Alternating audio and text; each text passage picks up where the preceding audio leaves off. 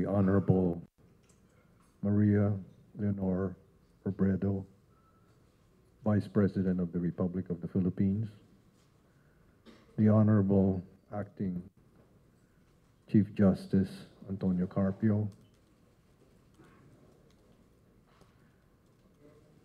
Excellencies, Ambassador Amanda Gorley of Australia, Ambassador Koji Haneda of Japan, Ambassador Daniel Bruce of the UK, Ambassador Gordon Creek of Germany, Ambassador John Holmes of Canada,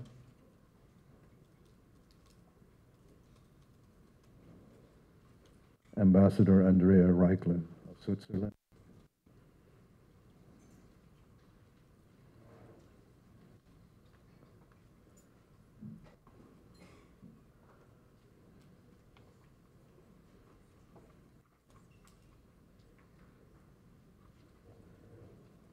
Mr. Dindoman Hit, President of Strat-based ADR Institute, the complement of speakers for today, Dr. J. Batumbakal,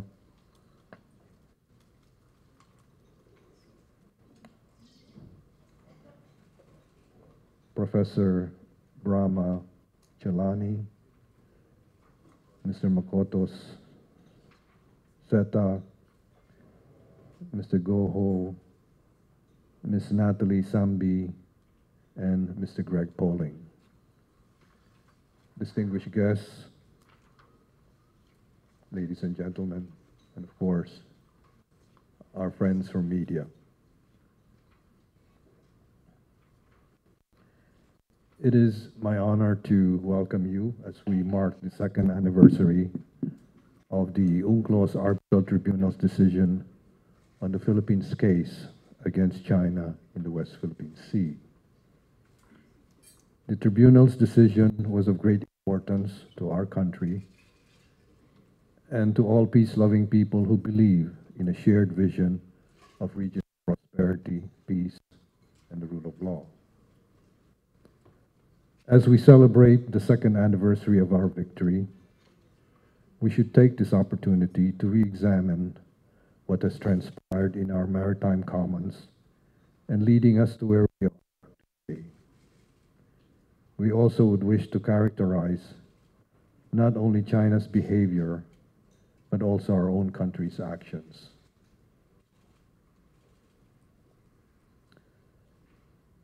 China's plans to dominate the South China Sea began in 1947. Its objective was, and still is, to secure the South China Sea as a sovereign territory and harness its resources to feed its population, to fuel its economy, and become the new regional superpower. With a pencil, China's planners looked at a map and drew 9 dashed lines to mark a vague perimeter around the South China Sea. Previously, it was said to have begun with 11 dashes, then it became 9, then 10, then back to 9 again. So clearly, accuracy was not important to the goal of unlawfully dominating about 3.5 million square kilometers of one of the world's most important sea lanes and Southeast Asia's most critical marine resource where millions depend for their food and livelihood. With 9 little lines, the South China Sea became China's claim for indisputable sovereignty, underpinning one of China's most potent modern fiction, that one nation could hijack and own an entire sea and all that lies beneath it. The Philippines challenged China's baseless claim through diplomacy to no avail. As a last resort, we turned to the sensible path of arbitration. Before an international panel of neutral experts, we presented the facts and our prayer for the rule of law. Our overwhelming victory in the arbitral tribunal is a vindication against China's unlawful expansion agenda, and its outcome is now an integral part of international law. The ruling upheld the need for a rules-based order over the waters in the South China Sea. It espoused that any claim not anchored on and supported by the UN Convention on the Law of the Sea should be denied. However, our hope that the ruling's clarity on maritime rights would usher in constructive areas of cooperation was instead arrogantly ignored by China, which continues to strongly flex its muscles against its smaller neighboring countries. We're all too familiar with China's continuing unlawful activities. These include preventing our fishermen from pursuing their livelihood in our exclusive economic zone, blocking the Philippine development of our natural resources, destroying elements of the marine environment, erecting military facilities, and directly confronting our president with the threat of war. It is therefore of importance that today the Philippines call attention once more to the favorable rulings decided on by the Arbitral Tribunal, whose chief gift to the whole of our region and to the community of law-abiding nations was the invalidation of the 9-dash line. The landmark international decision should encourage Filipinos to stand with even greater confidence in a principled position on the West Philippine Sea. To the deep dismay of our people, however, our government has persisted in allowing China to deprive our citizens of what is ours by continuing to shelve the tribunal outcome. We're still succumbing to threats of force, including a threat of war.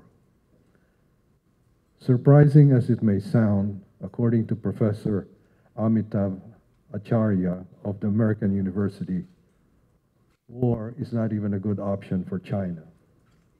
Its economy is heavily reliant on global trade, including its fuel supply, which needs open shipping lanes such as the Malacca Strait and the Indian Ocean, which are dominated by U.S. naval power. That said, it may not be necessary, therefore, to shrink to China's threats of war. On the matter of a country's character in international affairs, we may say that both the Philippines and China's current positions are less than acceptable. For China, continuing on its current course presents high reputational risk to the history of its good people. It may be helpful if we beg that specific queries be carefully considered, which may lead us to calling a spade a spade. To this, we then have three questions. First question, what should we call one that uses muscle to deprive others of their rights? I repeat the question, what should we call one that uses muscle to deprive others of their rights? The answer, a bully. Second question, what should we call one that unlawfully takes a significant property of others? I repeat the question, what should we call one that unlawfully takes a significant property of others? The answer, a grand larcenist. Third question, what should we call one that refuses the rule of international law? I repeat, what should we call one that refuses the rule of international law? The answer, an international outlaw. Let us turn now to our own country. The outcome of our arbitration was not only beneficial to the Philippines, not only to the countries that rely on the law of the sea, but to all states determined to maintain peaceful relations by committing to international law. The Philippines has had 2 years to take advantage of this position to develop and obtain the support of many countries whose principles are aligned with our own and with whom our own voice could be magnified. Sadly, however, this was not made to happen. In this light, we must as well consider our own country's character, since we have once been a reliable advocate for international law. Should we ask how we now see ourselves and how others see us? For a balanced view, we need to do that.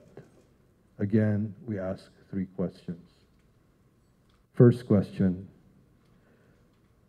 what may we call one that acquiesces to the abuses against it? I repeat, what may we call one that acquiesces to the abuses against it? The answer, a willing victim. Second question, what may we call one that defends an aggressor at every opportunity?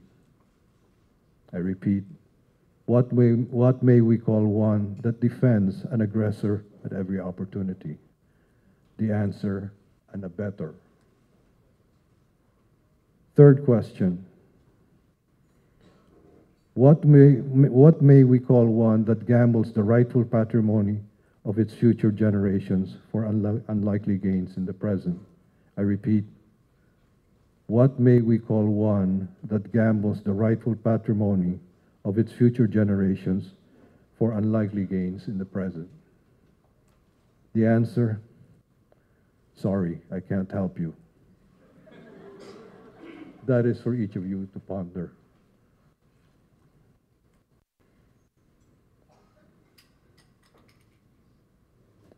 So, where do we go from here?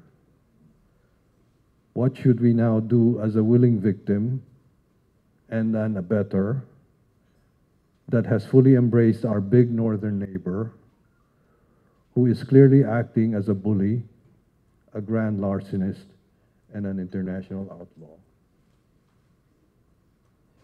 Good question, right? We must believe that there's still time for our country to do what is right for our people.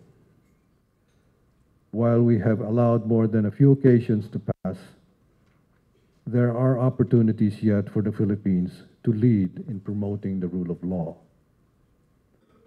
Whether through multilateralism at the UN, or with ASEAN, or through our bilateral agreements with other states, or an all-out effort in pursuing all of the aforementioned, the path to gaining the support of the community of responsible nations remains.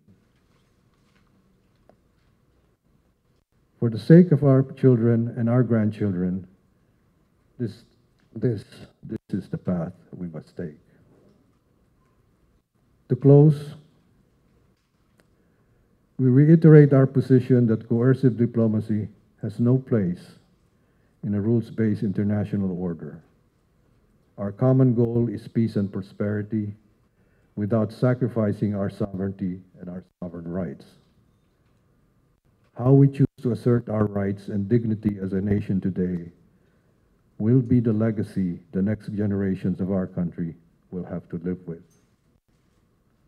As Filipinos, we must voice our sentiments to our government and exercise our right to raise our indignation to China. And finally, we need all of our friends in the community of nations who believe in the rule of law. But before we can hope for help,